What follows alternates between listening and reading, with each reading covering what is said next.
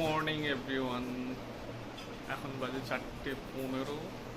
আমরা সবাই রেডি হয়ে গেছি, আমার মা রেডি হয়ে গেছে, বাবা সবাই রেডি হয়ে গেছে। আমরা বেরোচ্ছি।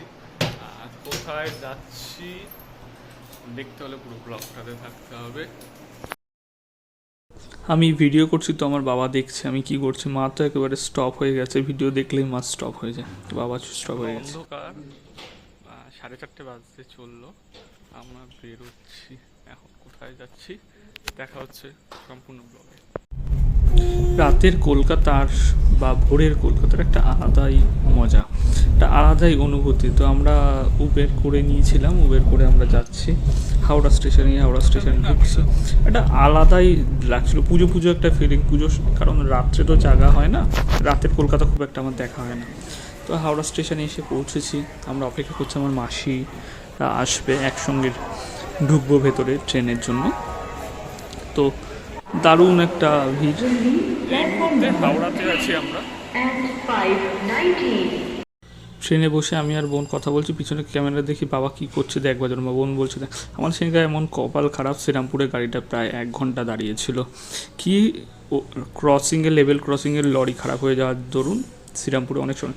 কারা কারা শ্রীরামপুর থেকে ভিডিওটা দেখছো কমেন্ট করবে। তারপর ট্রেন ছাড়লে এই মনোরম প্রাকৃতিক দৃশ্য দেখতে দেখতে আমরা আমার গন্তব্যের দিকে যেতে থাকলাম। যেতে যেতে আমরা আমাদের প্ল্যাটফর্ম এসে গেল, নামলাম তারকেশ্বর। হ্যাঁ, আমরা তারকেশ্বর এসেছি সবাই পুজো দিতে। এখান থেকে পায়ে হেঁটে বেশি সময় লাগে না।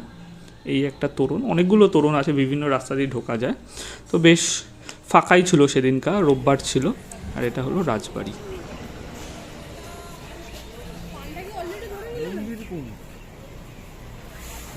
মন্দির আরো আগে আছে।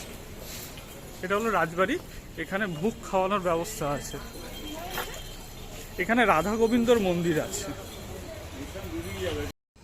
এটা হলো রাজবাড়ির প্রবেশ পথ।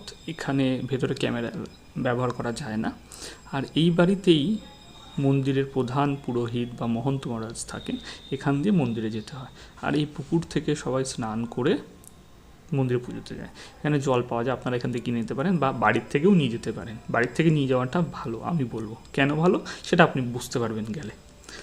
আর এই রাস্তা দিয়ে সোজা গেলে মন্দিরের সামনে যাওয়ার রাস্তা। এখানে পুরোহিতরা বসে আছে, পুরোহিতদের বসবার জায়গা। এখান থেকে পুরোহিত নিয়ে আপনি মন্দিরের ভেতরে যেতে পারেন। মন্দিরের ভেতরে একটা অসাধারণ মুহূর্ত।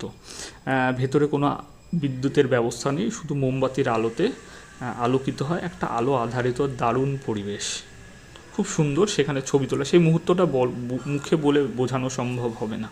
আর এটা হলো নাথ মন্দির। পুজো দিয়ে আমরা বেরিয়ে এসে দেখো আমার মা পুরো ঘেমে গেছে, আমিও ঘেমে গেছিলাম। এখানে আমরা ধূপধুনা দেখিয়ে, এখানে নন্দী মহারাজ আছেন, ধূপধুনা দেখিয়ে এখানে দেখুন অনেকে ডুন্ডি কাটছে মনস্কামনা পূরণের আশায়।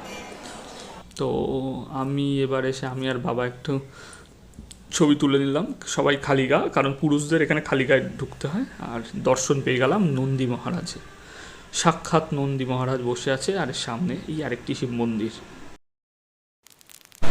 আমি মন্দিরের চারপাশে একটু ঘুরে নিলাম খালি গা, কারণ এখানে খালি গায়ে পুজো দিতে হয়। পুরুষদের পোশাক পরে বাবার দর্শন করা নিষিদ্ধ। তো এদিক ওদিক দেখে নিয়ে আমরা একটু সবাই মিলে ভিডিওতে তুলে নিলাম। মা, বোন, ভাই, মাসুতো ভাই, মাসির পিছনে বসে আছে। সবাই মিলে এক ফ্রেমে আমরা একটু ছবি তুলে নিয়ে বেরিয়ে পড়লাম নন্দী মহারাজকে প্রণাম করে। এবার দেখাচ্ছি যে পুকুরের চারদিকে না ব্যারিকেড করে দিয়েছে, শেড দেওয়া আছে। এই শেডের ভেতরে যাতে যখন খুব ভিড় হয় যাতে বৃষ্টিতে কেউ না ভেজে, সেই তারাপীঠের মতন একটি ব্যবস্থা করে দেওয়া আছে। এর আগে আমি অনেক বছর আগে গেছিলাম, তখন এত কিছু উন্নত হয়নি। অনেকটা ভালো পরিবেশ, ভাল লাগলো বেশ। তারকেশ্বর থেকে কারা দেখছেন একটু বলবেন। এই মহাপ্রভু হোটেলে আমরা খেয়েছিলাম। এবার যদি বলেন যে হোটেলে খাওয়া কেমন ছিল, দেখুন কোনো তীর্থস্থানে ভালো কোয়ালিটির খাওয়া পাওয়া সম্ভব নয়, সেই জন্য ফুড রিভিউ দেওয়া আমার পক্ষে সম্ভব না। আমরা সবাই মিলে এখান থেকে নিরামিষ থালি খেয়ে দিয়ে আমরা বেরিয়েছিলাম। অনেক বছর পর এখানে গেলাম তারকেশ্বরে, বেশ ভালো লাগলো। তারকেশ্বর থেকে যদি কেউ দেখে থাকেন কমেন্ট করবেন। আর এটা হলো হনুমান পরিষদ। এটা আমি অনেক বছর আগে মনে করতে পারছি না আগে ছিল কি না। আর এর ভেতরে বজরংবলীর মূর্তি আছে, বেশ সুন্দর।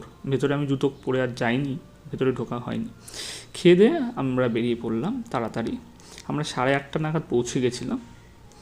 8:30 নাগাদ পৌঁছে গিয়ে পুজো টুজো দিয়ে 12টা ট্রেন ধরে ফিরেছি। আজকের ভিডিওটি কেমন লাগলো কমেন্ট করে অবশ্যই জানাবেন। আমি যেহেতু নতুন ভিডিও বানাচ্ছি তাই আপনাদের মতামত একান্ত প্রয়োজন। আপনি যদি আমার ভিডিওটি আজ প্রথম দেখে থাকেন, আমার চ্যানেলটিকে সাবস্ক্রাইব করে বেল বাটনটি ক্লিক করে দেবেন। ধন্যবাদ। পাশে